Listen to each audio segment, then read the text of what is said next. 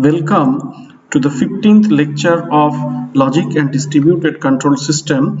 So today we are going to discuss about the PLC skip and master control relay functions, and also we will discuss today about the jump function. So the objectives are that at the end of this chapter you will able to describe the operation of the skip function. You will be able to describe the operation of the master control relay function. You can apply SK, that is representing the skip function, and the MCR, that is the master control relay functions, to operational applications.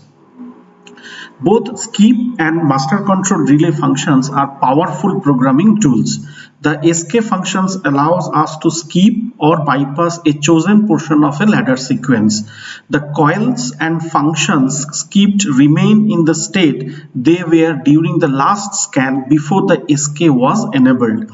The skip enables us to effectively branch to a different portion of the program. In some programming system, skip is called ZCL, which is known as zone control last state.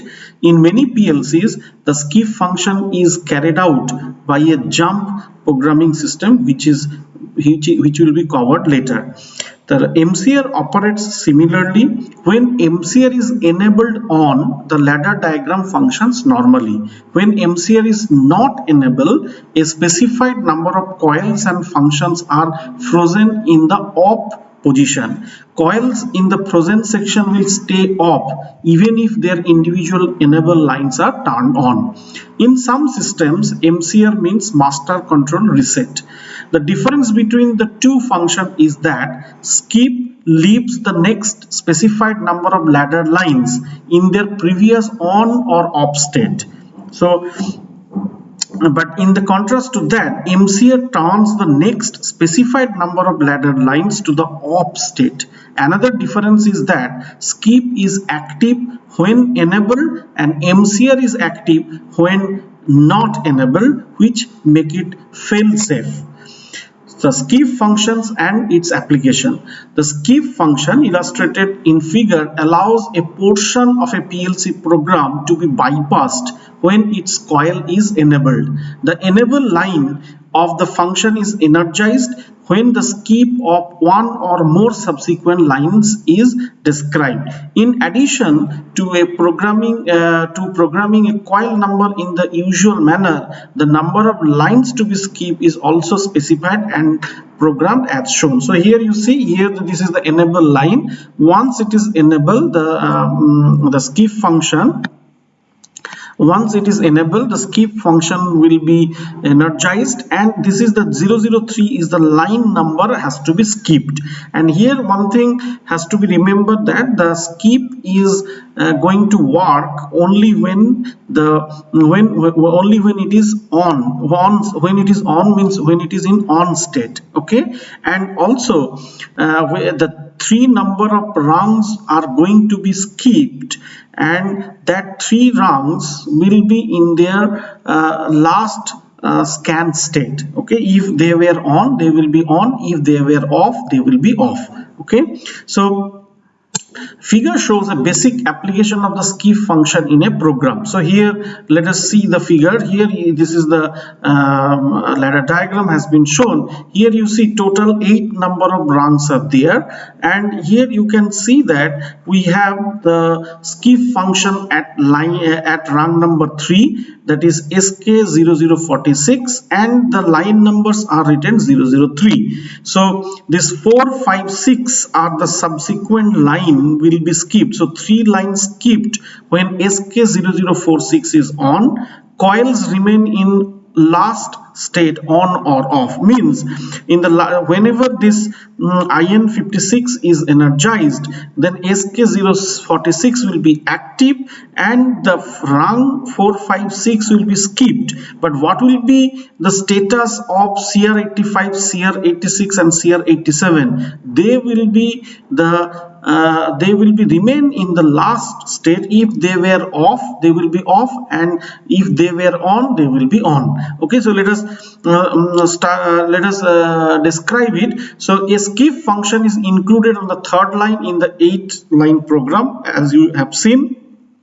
When the escape function is off, other 7 functions operate in the normal manner. When the 7 lines corresponding to inputs are on, their outputs are on, and when the inputs are off, outputs are off. For this illustration, the value of the number of lines to be skipped will be set at 3. Means when this IN56 is disabled, means SK46 is not active, then if depending on the status of the switches 57, 58, 59, 85, 86, 87, either it will be on and either it will be off. Okay, there is no effect of the skip function. When the skip function set at 3 is turned on, the first 2 lines the functions will be as usual. Means what we want to say that there is no effect in the line 1 and 2, it will be as usual. And then what will happen that the next 3 lines 4 through 6 will stay on or off in their previous state. With the skip on, changing the input on off status feeding the coil on the lines 4 through 6 will have no effect on the output coils 4 through 6. Coils on lines 4 through 6 will retain their previous state. It means that once this 56 is energized, then SK46 is active, then this 4, 5, 6 is going to retain their state what was in the previous scan. And even if you make IN50, suppose the CR885 was in on state, so if this SK46 is active, then if you try to make IN57 off, the CR85 is not going to be off. Means there is no effect by change. You cannot change the status by changing the status of the IN57, 58, 59 when the SK46 is active. So now line 7 and 8 will continue to operate normally. So 7 and 8 is going to operate normally depending on the status of IN60 and 61. They will be either on and off position. Line 7 and 8 could also be skipped if we had inserted 5 in the place of 3. Means in place of 3, if you write 5, then what will happen? Instead of this 4, 5, 6, the 4, 5, 6, 7, 8, this total 5 lines are to be skipped by the program. Okay, so when the skip is turned off, the ladder will operate normally. So this is the way the skip function is going to work. So now we will try to understand what is the industrial use of this skip function. So here one very important situation has been shown. This is a conveyor belt. You can see this is a conveyor belt. There are number of stations are there: 1, 2, 3, 4, 5, 6, 7, 8.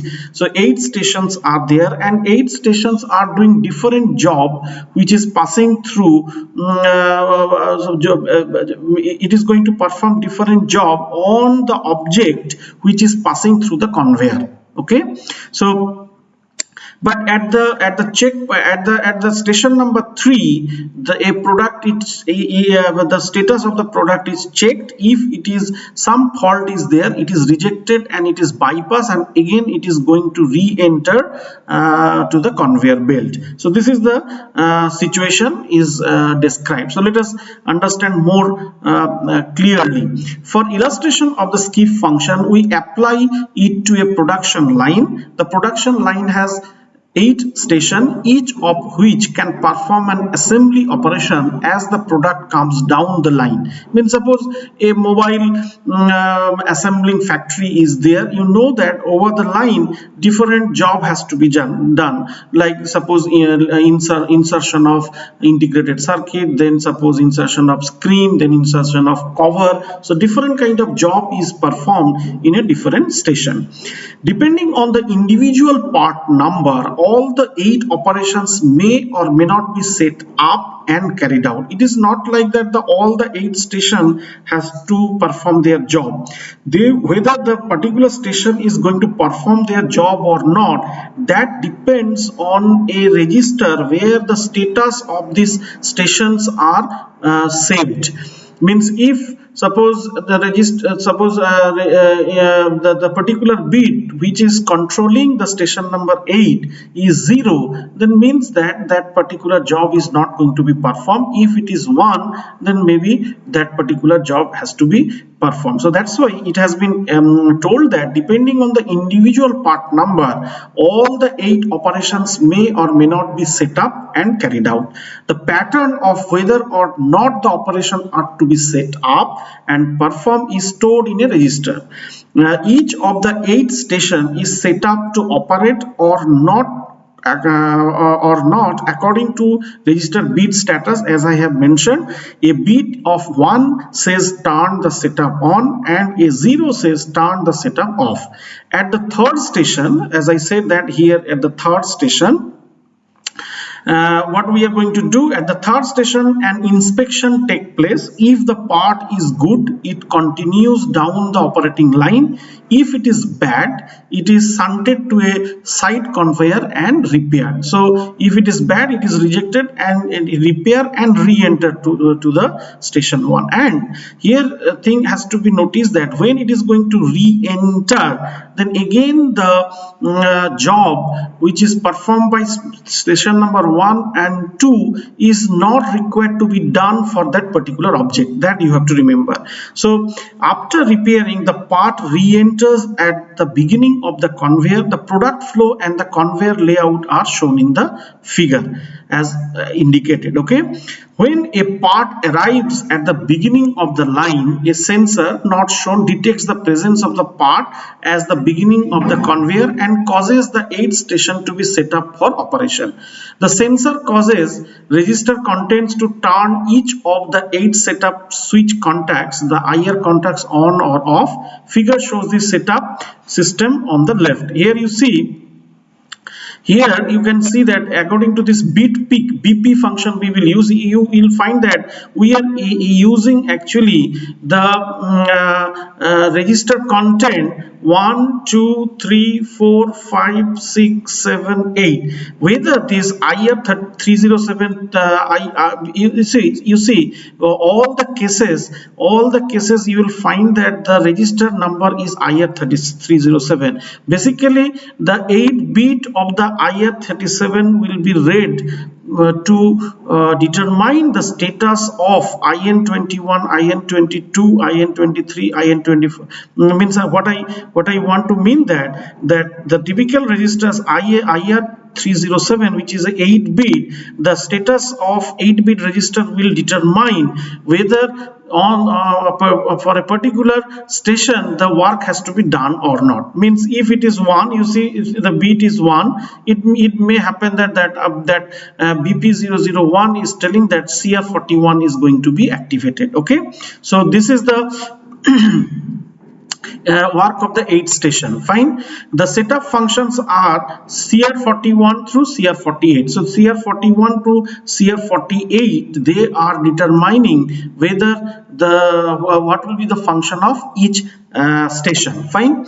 As the part proceeds down the conveyor, each portion is performed if setup when the part is detected by the sensor at each station. These sensors are IN21 through IN28. So IN21 to IN28, they are the sensors. They are detecting the part at the particular stations, and whether the particular job has to be performed by that particular stations or not, that will be determined by the content of the register IR37 and that particular bit by the BP001, BP002, BP003, like BP008. Fine. Now, if the part is rejected at the station 3, it is shunted to repair. Later, when the repair part re-enters the conveyor, the setups of the station 1 through 3 do not have to reset because already it is repaired, so 3 is also not required.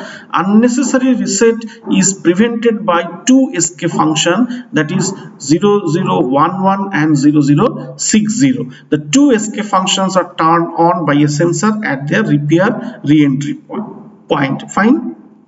So here we have the use of escape function. So here one escape function is used to tell particular station that by the station, if the particular material is re-entered, to tell that not to perform that by the particular station, that is 1, 2 and 3. Okay, 1, 2 and 3, three number of station.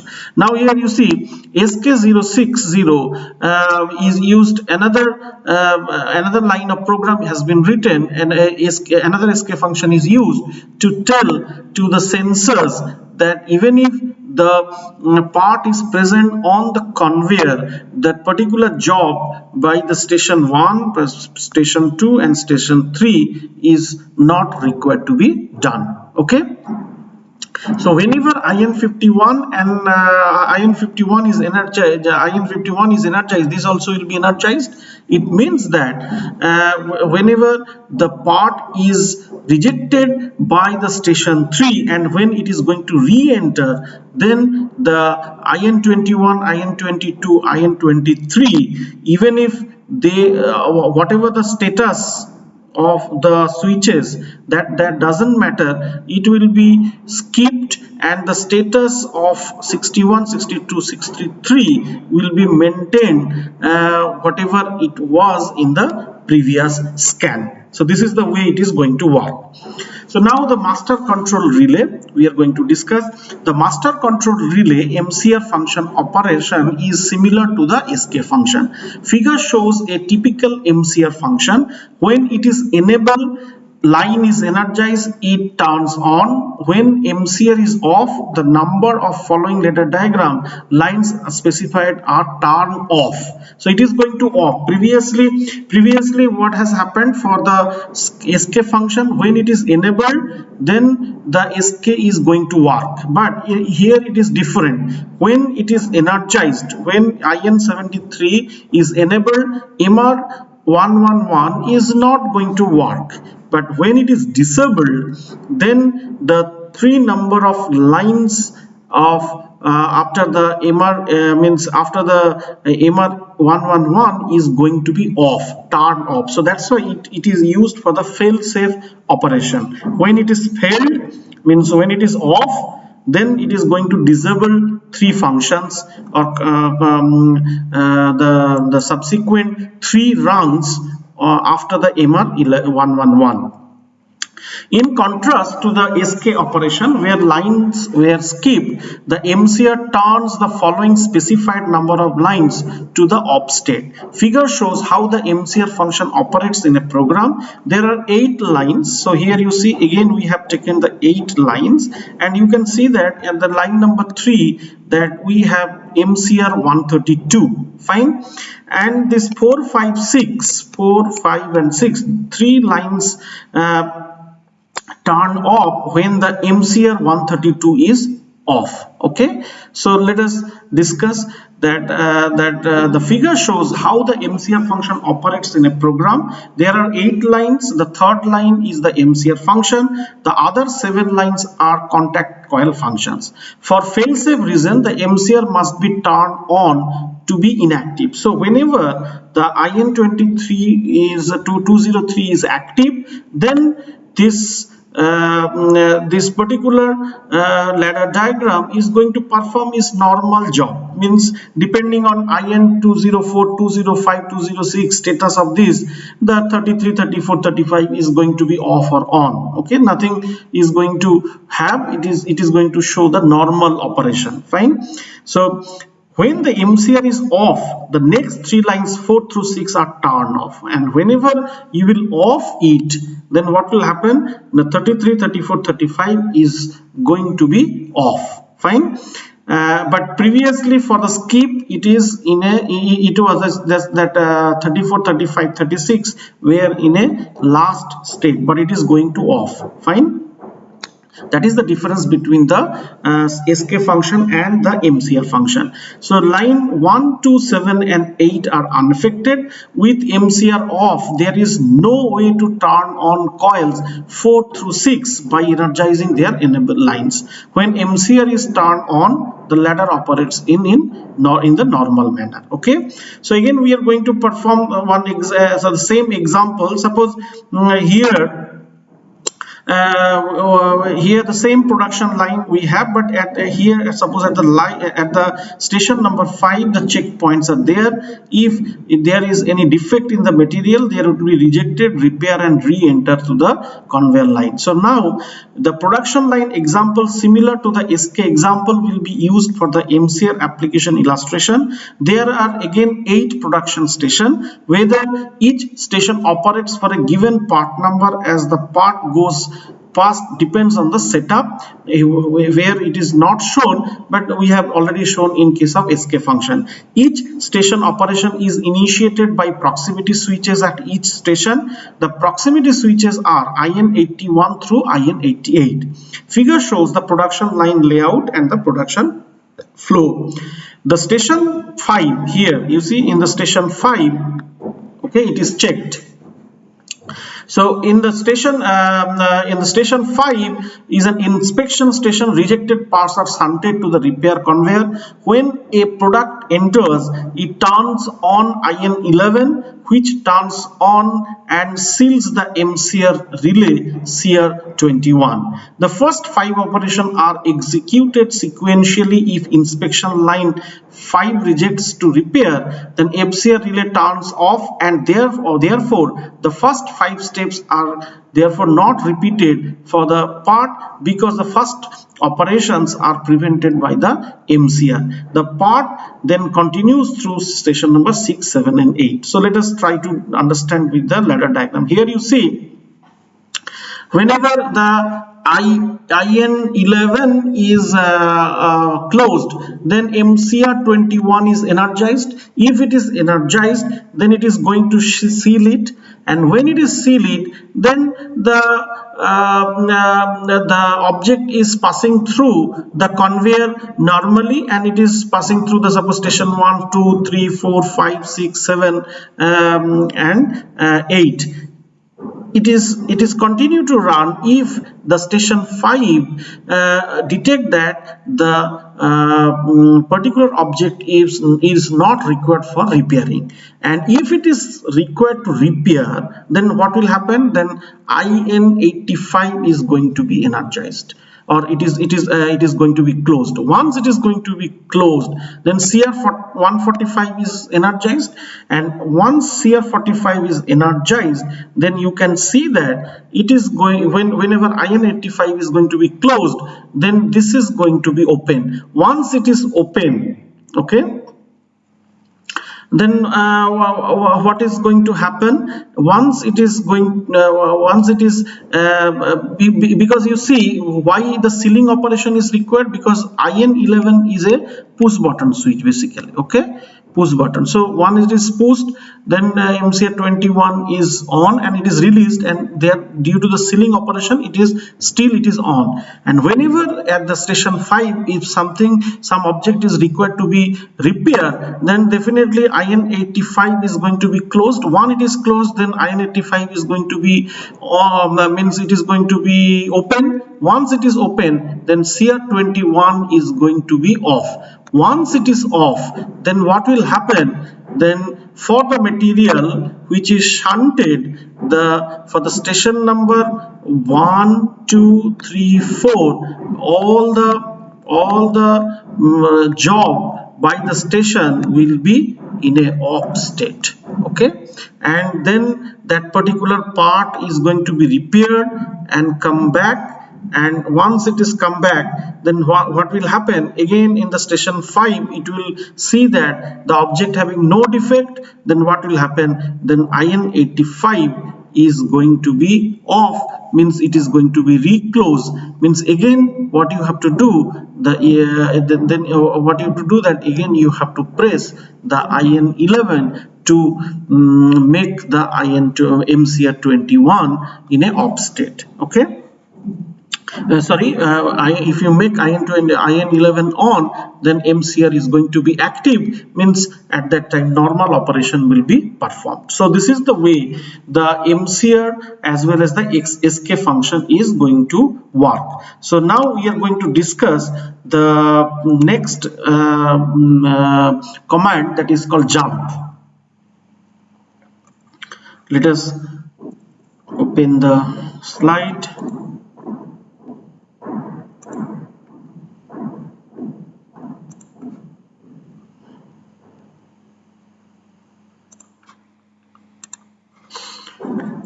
Okay, so let me resize it.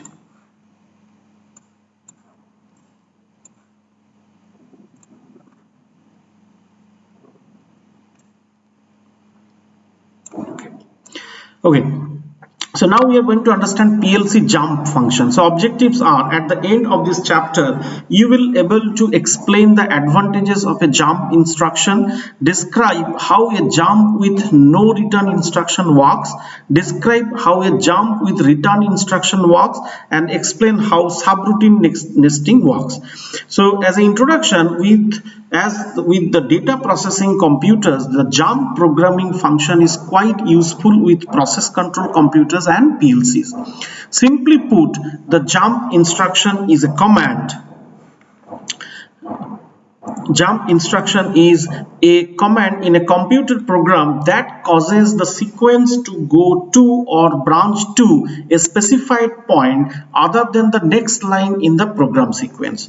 Two types of jump instructions are examined in this chapter. The first, the jump with no return, is similar to the skip function, is that it leaps over a certain portion of the main program when called upon to do so. The jump with return instruction, on the other hand, leaps to the subroutine when activated. It then returns from the subroutine to the main program, and the jump instruction reduces the scanning time, programming effort, and the memory space. Okay, so first we will discuss about jump with no return. A jump with no return instruction allows us to skip or branch to a different portion of the program, usually further down.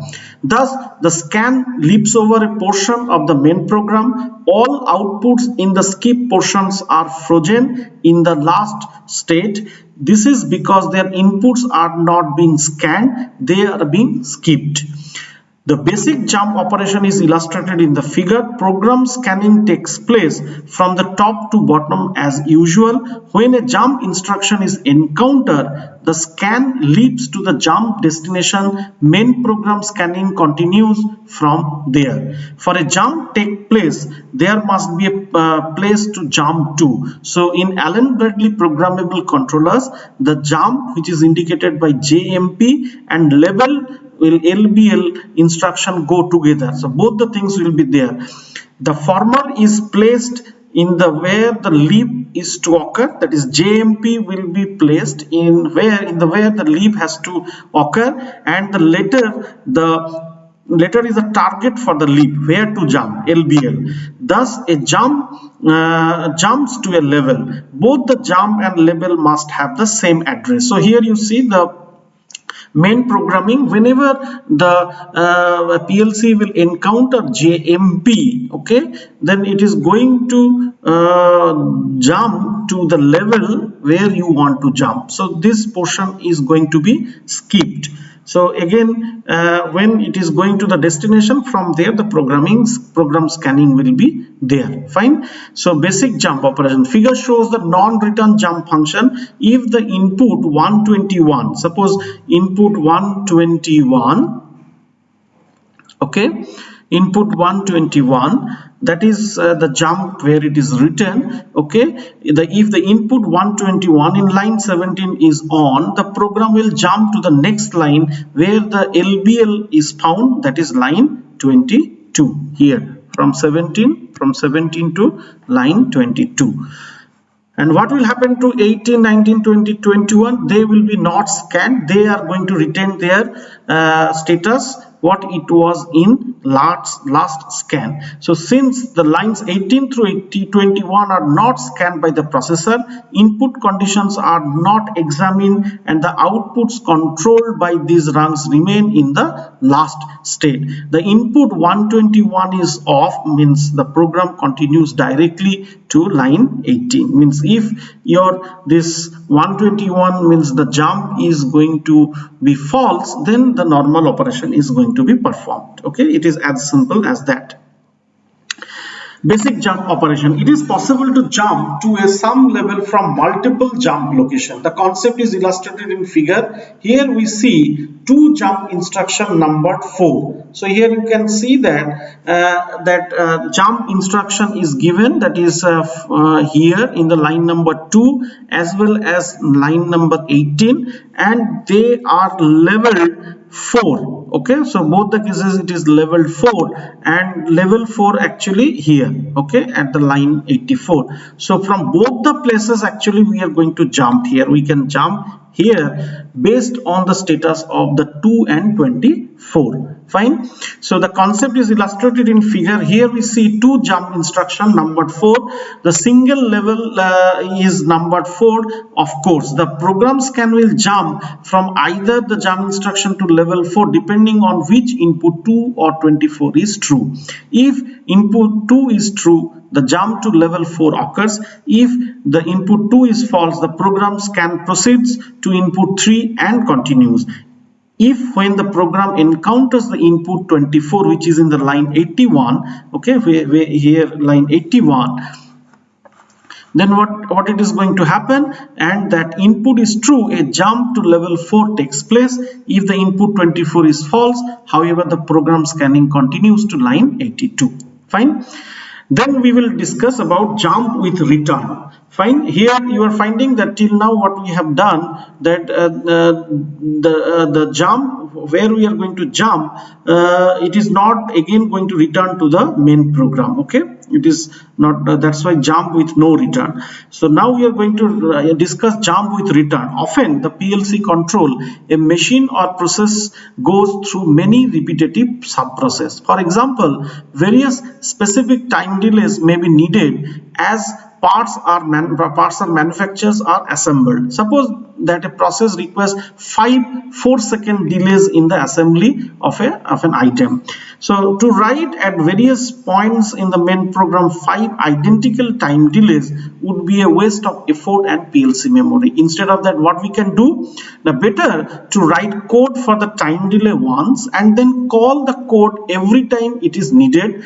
In our example, that would be 5 times. Such programming is easily accomplished with the use of subroutines. A subroutine is a group of instructions written separately from the main program to perform a function that occurs repetitively in the main program. Thus, the subroutine code is outside the main program, residing elsewhere in the memory. In figure, we see the basic jump to subroutine operation. Here you see we have the main program and some other memory location we have the subroutine. So JSR jump with return, it will jump to that subroutine, and then when it will encounter return, then again it is going to return to the main program and it is going to execute from the next line from the JSR. So that is the way it is going to operate. So when the rung continues the jump to subroutine instruction JSR is true, the subroutine is called. Where the subroutine is at the level LBL in the subroutine area, when the subroutine is completed, an unconditional return to the main program must take place. The return is always to the rung following the JSR in the main program. Note that JSR and LBL addresses are same, referring to the figure lines 21 and 23. Here you see.